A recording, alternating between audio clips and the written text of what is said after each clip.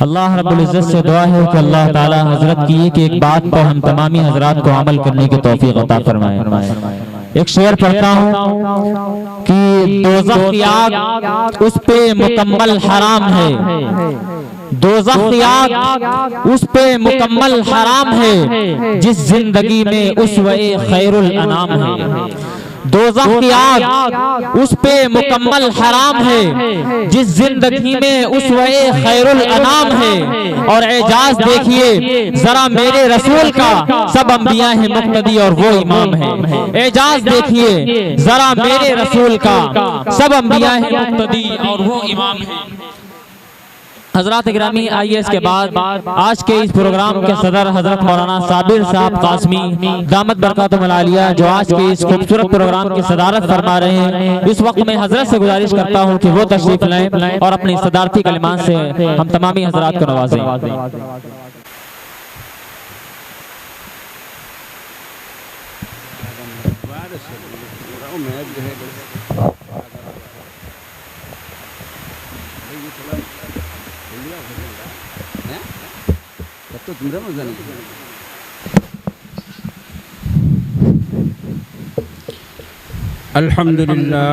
अल्हम्दुलिल्लाह कफ़ा व सलामुन अला इबादिहि अल्लज़ीना इस्तफ़ा, अम्मा बअद, फ़अऊज़ु बिल्लाहि मिनश शैतानिर रजीम, बिस्मिल्लाहिर रहमानिर रहीम। लक़द कान लकुम फ़ी रसूलिल्लाहि उस्वतुन हसनह, सदक़ल्लाहुल अज़ीम। वक़ाल नबी सल्लल्लाहु अलैहि वसल्लम, मन अहब्ब सुन्नती फ़क़द अहब्बनी वमन अहब्बनी फ़कान मई फ़िल जन्नह, औ कमा क़ाल नबी सल्लल्लाहु अलैहि वसल्लम।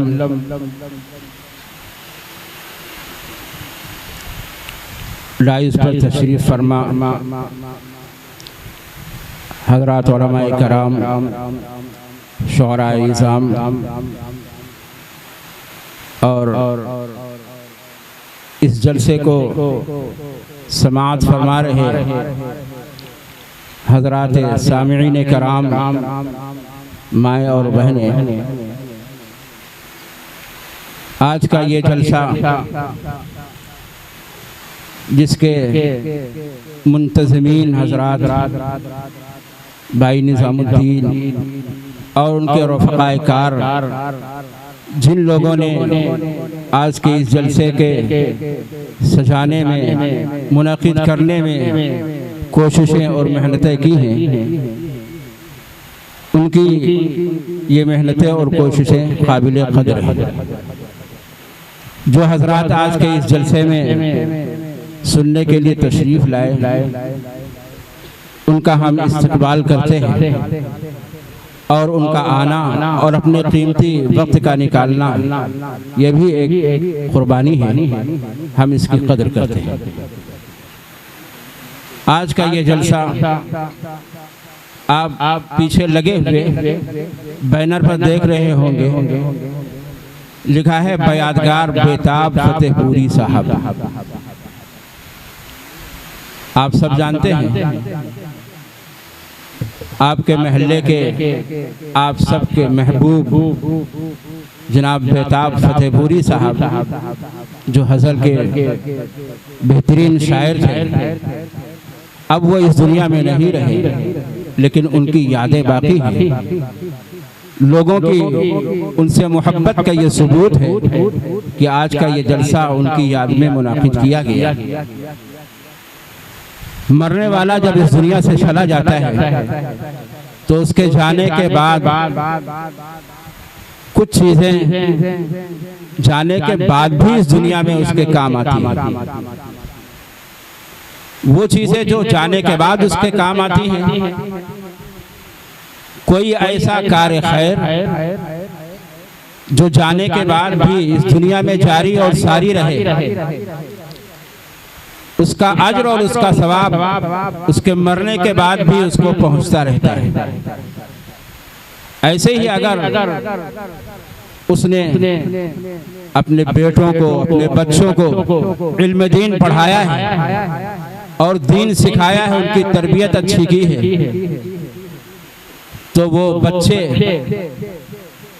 जब तक दीन पर अमल करेंगे और उसका फ़ायदा दूसरों तक पहुंचाएंगे, दीनी खिदमात को अंजाम देते रहेंगे, अमल करेंगे और दूसरों को अमल कराने की कोशिश करते रहेंगे, तो उनकी भी कोशिशों का अज्र और सवाब उस मरहूम को पहुंचेगा जिसने अपने बाद अपने बेटों के लिए ये करके इस दुनिया से चला गया। ये मरने के बाद भी वो चीजें हैं जो उसके बाद जारी रहती हैं। बहरहाल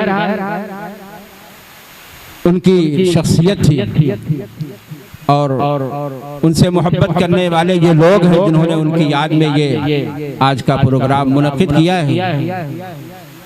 इनकी कोशिशों में, उनकी मेहनतों में और इनके अच्छे कामों में अल्लाह तबारक व तआला उनको हिस्सा मरहमत फरमाए और उनकी भरपूर मग़फ़िरत फरमाए और उनके कब्र को नूर से मुनव्वर फरमाए।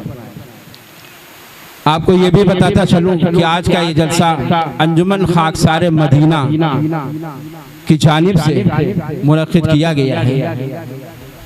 अंजुमन खाकसार मदीना की जानिब से इससे कब्ल भी इस महल्ले में दूसरी सिमत में बड़े बड़े जलसे और मुशायरे वगैरह मुनक्किद हुए। बड़ी खुशी की बात है कि बहुत अरसे के बाद, बेटी बैठ जाओ, बैठो। बड़ी खुशी की बात है एक अरसे के बाद बीच में वक्फा रहा और आज एक जलसा मुनक्किद किया गया जिस जलसे का उन्वान है जलसे सीरतुन नबी व नातिया मुशायरा। मैंने आप हजरात के सामने कुरान पाक की एक आयत करीमा तिलावत की है और हुजूर अक़दस सल्लल्लाहु अलैहि वसल्लम की एक हदीस मुबारका पढ़ी है।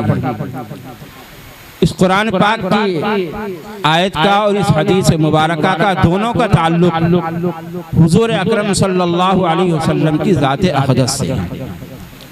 अल्लाह रब्बुल इज़्ज़त ने इस दुनिया में इंसानों को बहुत सारी नेमतें अता फरमाई हैं, बल्कि इंसानों के साथ जिन्नातों को, चूँकि ये दो मखलूक़ात ऐसी हैं जो शरीयत की मुकल्लफ हैं, इसलिए दोनों को शामिल करके कह रहा हूँ कि अल्लाह तबारक व तआला ने बहुत सारी नेमतें इस दुनिया में अता फरमाई हैं इंसानों को और जिन्नातों को।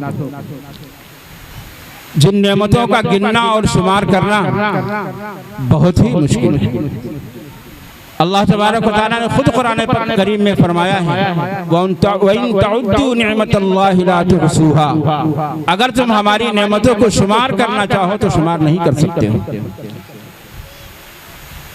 हजरत मौलाना रूमी रहमतुल्लाह अलैह ने अपने शेर में इसी बात को बयान किया है और कहा है कि आपकी इनामात और जो बंदों पर आपने कर रखी है वो इस कदर है, उनका शुमार करना बहुत मुश्किल है।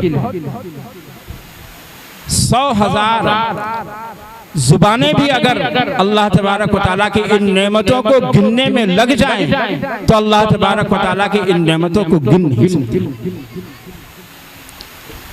बारिश के कतरात बरस रहे हों, अगर कोई मशीन ईजाद हो जाए कि बारिश के कतरात को शुमार कर ले तो मुमकिन है, लेकिन कुरान पाक में अल्लाह तबारक व तआला ने फरमा दिया है कि हमारी तरफ से जो नेमतें इस दुनिया में नाजिल की गई हैं उन नेमतों का शुमार करना आसान और मुमकिन नहीं है।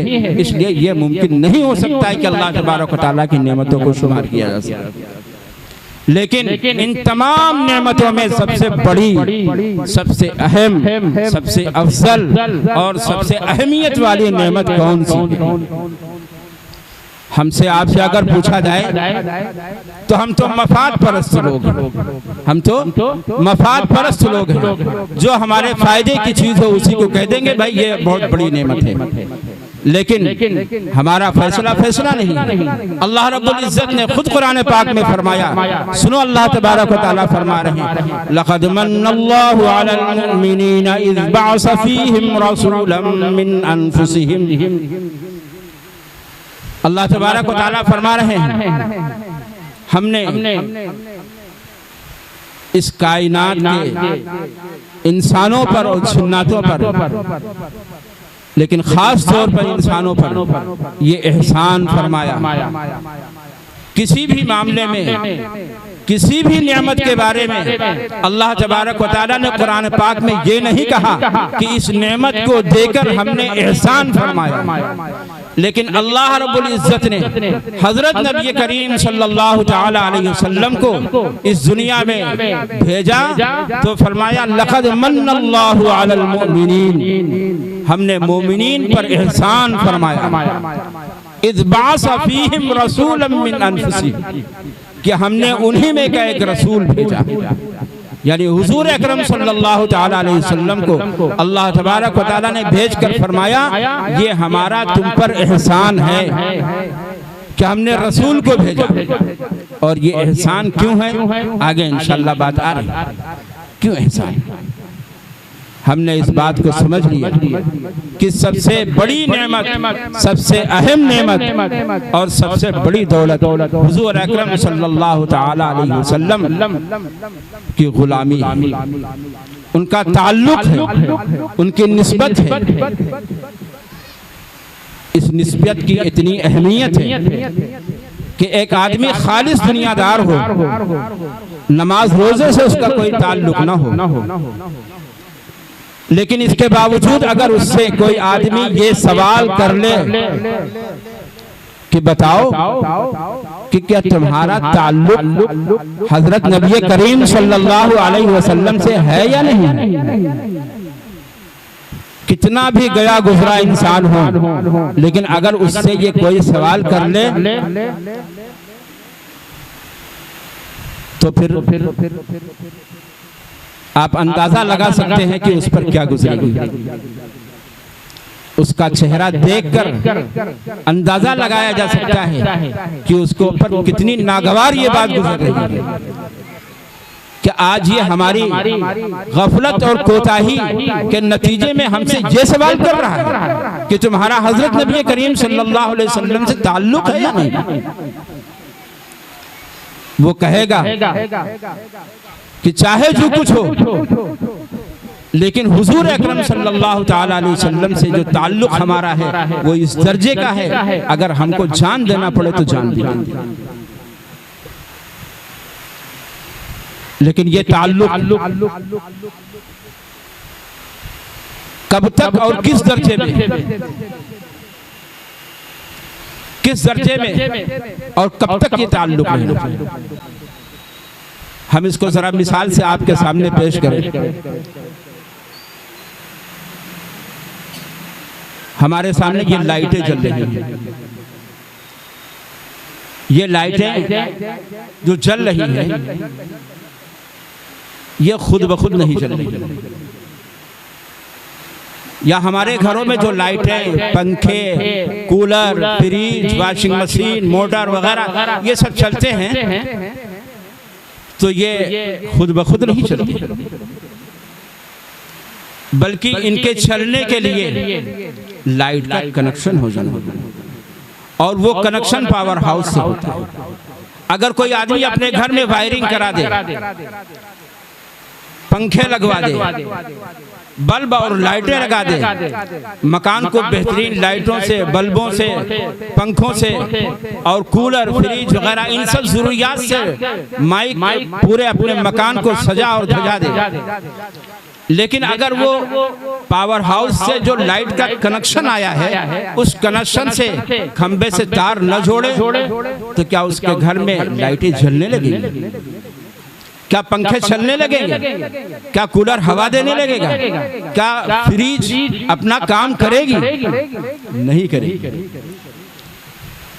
अगर आपका कनेक्शन पावर हाउस से आई हुई लाइन से जुड़ा हुआ है तो ये सब काम करेंगे, लाइटें जलेंगी, पंखे चलेंगे और कूलर भी हवा देगा और फ्रिज भी अपना काम करेगी, ये सब चीजें काम करेंगी।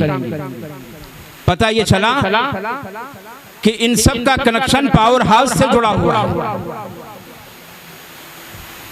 तो वो बिजली का पावर हाउस है। और हमारे दीन का पावर हाउस कौन है? हम सब के आका व मौला जनाब मुहम्मदुर रसूलुल्लाह सल्लल्लाहु अलैहि वसल्लम। जब तक हमारा ताल्लुक हजरत नबी करीम सल्लल्लाहु ताला अलैहि वसल्लम से रहेगा, तब तक हमारी जिंदगी में दीन का नूर और दीन की रोशनी हमारी जिंदगी में रहेगी। और अगर हमारा ताल्लुक हजरत नबी करीम सल्लल्लाहु ताला अलैहि वसल्लम से न रहे, अगरचे हम नमाजें पढ़ें, रोजे भी रखें, ज़कात भी दें और हज भी करें, बहुत सारे नेक काम कर लें, नेक कामों से हम बहुत शोहरत भी इकट्ठा कर लें, लेकिन अगर हम हजरत नबी करीम सल्लल्लाहु अलैहि वसल्लम से उस दर्जे में ताल्लुक न रखें जिस दर्जे में उनका हक है, तो हमारी ये सब कारकर्दगी अकारत और बेकार है, अकारत और बेकार है। फरीज़े के दर्जे में जिस तरीके से नमाज हम पर फर्ज है, रोज़ा फर्ज है, ज़कात फर्ज है, हज फर्ज है, दीगर चीज़ें जो अहकामात हैं शरीयत के वो हम पर ज़रूरी और लाजिम है, इसी तरीके से हज़रत नबी करीम सल्लल्लाहु अलैहि वसल्लम से ताल्लुक़ का फरीज़ा ज़िंदगी भर का मरते दम तक है। अगर कोई आदमी कहे कि मैं नमाज तो पढ़ रहा हूँ, रोज़ा तो रख रहा हूँ, हज भी कर रहा हूँ, बहुत सारे अच्छे काम कर रहा हूँ, लेकिन हजरत नबी करीम सल्लल्लाहु अलैहि वसल्लम से ताल्लुक़ की क्या जरूरत है? आप उलमा से पूछिए, मुफ्तियान कराम से मालूम कीजिए, वो मुसलमान ही नहीं बाकी रहेगा, मुसलमान ही बाकी नहीं रहेगा। इस गुलामी का और इस ताल्लुक़ का क्या मतलब? इसका एक हक है, इसका एक हक है। जिस तरीके से पावर हाउस से ताल्लुक के बाद उसका नफा हासिल करने के लिए उसका हक अदा करना पड़ेगा। उसका हक क्या है भाई? जब बिल आए तो उसके बिल को अदा करो, इसके साथ साथ लाइट की चोरी भी मत करो। अगर कहीं पता चल गया तो जुर्माना लग जाएगा, और अगर आपने लाइट का बिल ना अदा किया तो कनेक्शन कट जाएगा। ऐसे ही हुजूर सल्लल्लाहु अलैहि वसल्लम से ताल्लुक का और गुलामी और निस्बत का हक है। वो हक क्या है? वो हक ये है कि हम इताअत और फरमाबरदारी करें, इताअत और फरमाबरदारी करें और नाफरमानी से बचें। हुजूर अकरम सल्लल्लाहु अलैहि वसल्लम की इताअत और फरमाबरदारी करना और नाफरमानी से बचना, ये हुजूर अकरम सल्लल्लाहु अलैहि वसल्लम की इताअत और फरमाबरदारी करने और नाफरमानी करने के सिलसिले में हम किस दर्जे में बेदार हैं, हमारा हाल इस मामले में क्या है? अभी आपने पेशरो मुकर्रिर हजरत मौलाना ज़ियाउल हसन साहब से हुजूर अकरम सल्लल्लाहु ताला अलैहि वसल्लम के ताल्लुक की निस्बत से 3 बातें और उनका कुछ तफसीली जायज़ा आपके सामने पेश किया। उसकी तफसील आ गई, इसलिए मैं उसकी तफसील नहीं अर्ज़ करूँगा, उसको एक बार आपके सामने दोहरा दूँ। क्या बतलाया? सूरत, सीरत, मिशन। कुरान पाक में भी हुजूर अकरम सल्लल्लाहु अलैहि वसल्लम के मिशन को, मकसद को और उनकी मेहनत को, उनकी कारकर्दगी को बयान किया। इसी आयत में लक़द मन्नल्लाहु अलल मुअमिनीना इज़ बअस फ़ीहिम रसूलन मिन अनफुसिहिम यतलू अलैहिम आयातिही व युज़क्कीहिम व युअल्लिमुहुमुल किताब वल हिकमा। इस आयत मुबारका में अल्लाह तबारक व तआला ने हुजूर अकरम सल्लल्लाहु ताला अलैहि वसल्लम के इस दुनिया में भेजने और मबूस करने का मकसद बयान फरमाया, और वो मकसद ये बयान फरमाया कि आपका पहला काम क्या है? तालीम व ताल्लुम। दूसरा काम क्या है? दावत व तबलीग। तीसरा काम क्या है? तज़किया और इस्लाह, तज़किया और इस्लाह। आप इसको एक मिसाल से समझिए। एक आदमी है और उस आदमी को जरूरत है खाने और पीने की। अगर किसी आदमी को खाने और पीने की जरूरत ना हो, कहे भूख प्यास न लगे, तो वो बीमार है। खाना पीना भूख लगे तो उसको खाना पीना मिलना चाहिए। अगर खाना पीना न मिले तो उसका पेट नहीं भरेगा, बीमार हो जाएगा, सेहत खराब हो जाएगी। लेकिन जब खाना और पीना मिले और वो खाए तो खाने के बाद ये भी जरूरी है कि हजम हो जाए। अगर हजम ना हो तो भी वो बीमार हो जाएगा। बिल्कुल इसी तरीके से खाने की भूख और प्यास का लगना ये दावत तबलीग है, और खाने पीने की भूख और प्यास का मिटाना ये तालीम और ताल्लुम है। दीन का सीखना और सिखाना, तालीम हासिल करना और उस खाने का हजम हो जाना ये तज़किया और इस्लाह है। अब इसको सीधे ढंग से समझिए। हुजूर अकरम सल्लल्लाहु अलैहि वसल्लम आए तो दीन की तरफ दावत दी।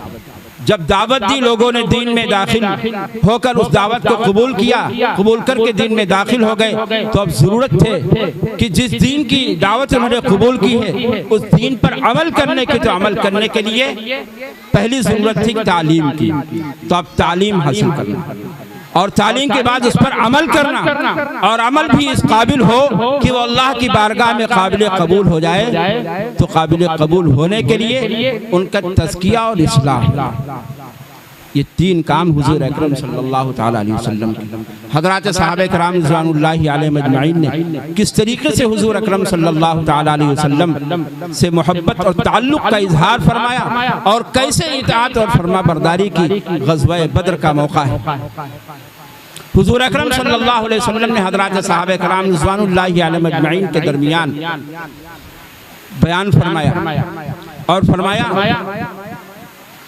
कि भाई ये मौका है, जंग का मौका है, आप लोग हमारा क्या साथ देंगे।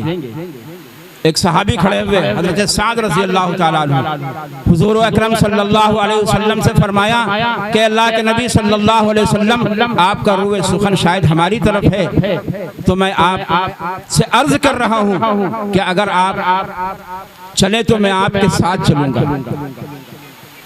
चाहे आप हमको बरकुर्रमात तक ले जाएं, या कि आप समंदर में अगर दाखिल हो जाएं तो हम आपके साथ समंदर में दाखिल हो जाएंगे। एक दूसरे सहाबी खड़े हुए और कहा कि अल्लाह के नबी सल्लल्लाहु अलैहि वसल्लम आपका रूह सुखन शायद हमारी तरफ है,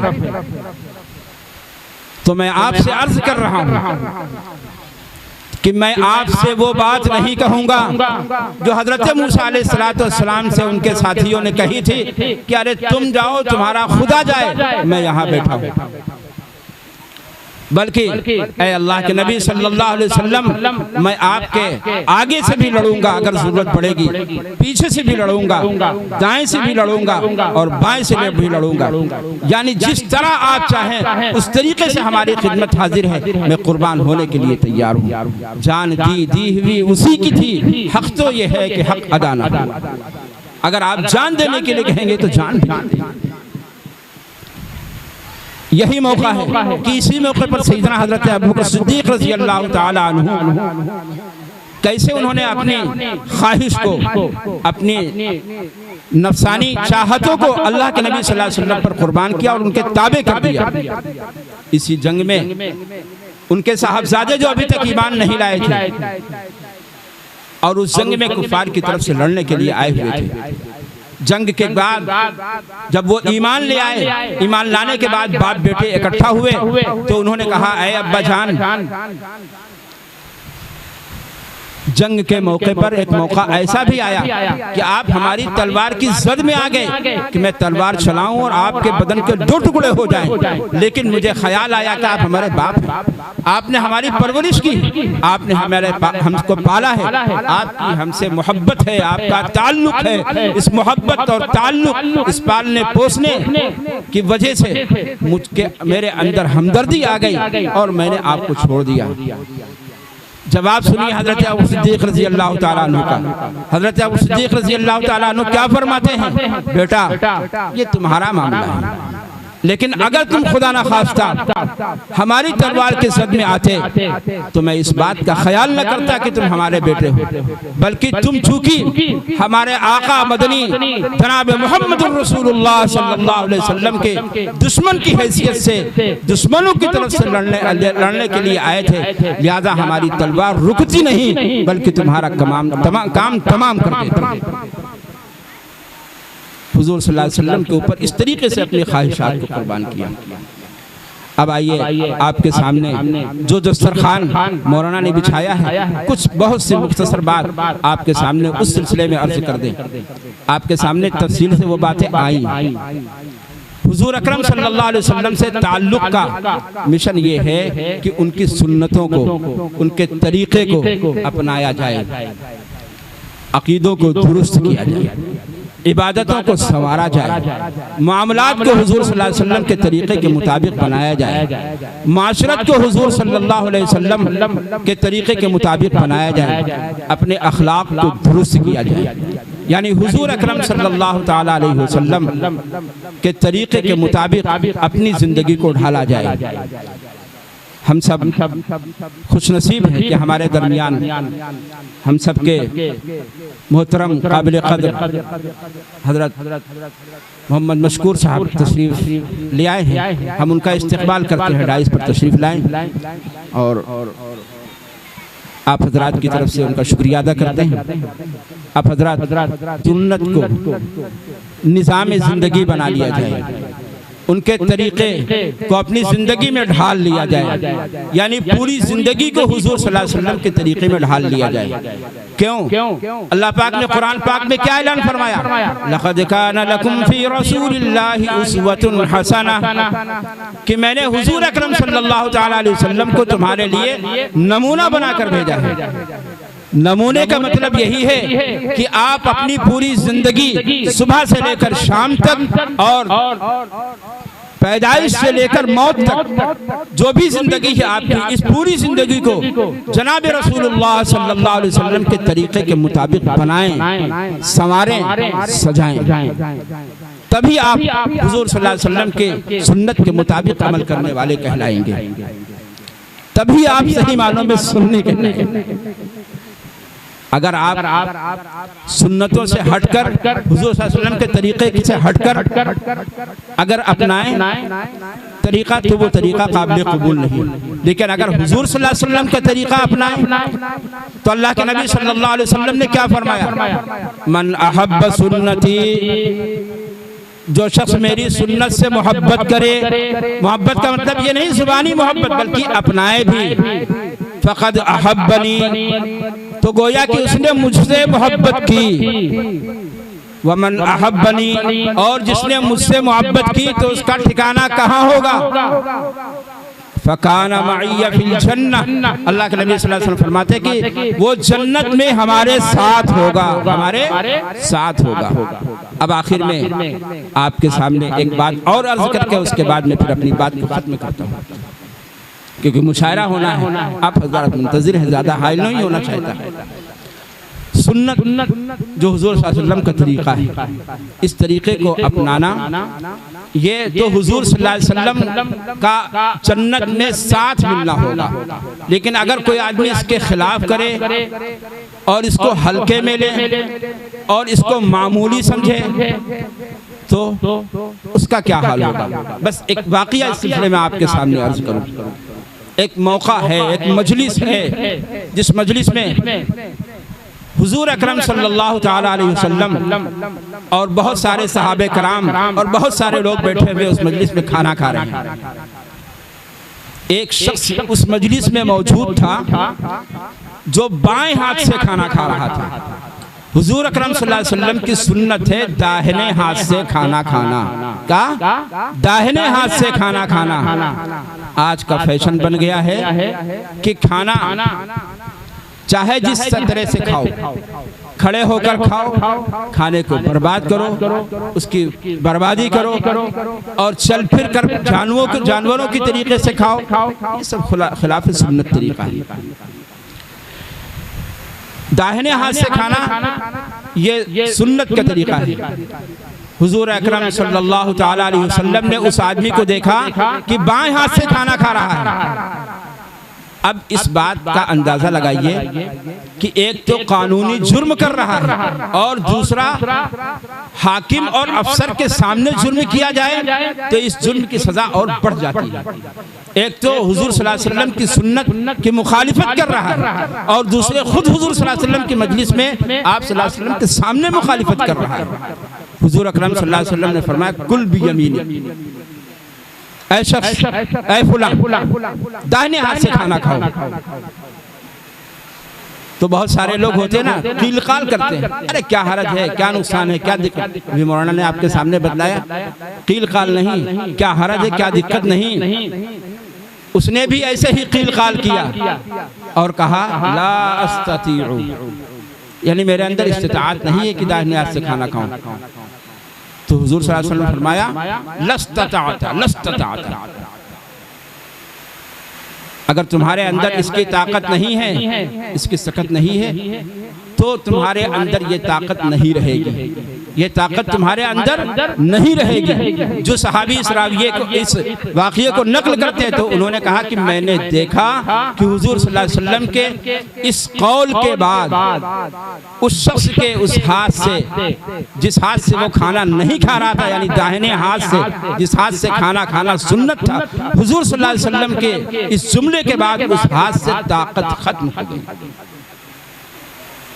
यानी हुजूर सल्लल्लाहु अलैहि वसल्लम की सुन्नत को मामूली दर्जे में लेने की वजह से और इस तरीके से कीलकाल करने की वजह से और फिर अल्लाह के नबी सल्लल्लाहु अलैहि वसल्लम की मजलिस में उनकी मौजूदगी में हुजूर सल्लल्लाहु अलैहि वसल्लम के सामने उसने ऐसा किया। आप सल्लल्लाहु अलैहि वसल्लम ने फरमाया अगर ताकत नहीं है तो नहीं रहेगी, नहीं है तो नहीं रहेगी। उसके हाथ से ताकत चली गई, दोबारा उसके हाथ में वो ताकत नहीं आई। इसलिए हम सब की ये जिम्मेदारी बनती है कि जलसे सीरतुन नबी का एक सबक लेकर जाए कि अपनी जिंदगी को सुन्नतों से रचाएंगे और बसाएंगे, इसकी मुखालिफत नहीं करेंगे।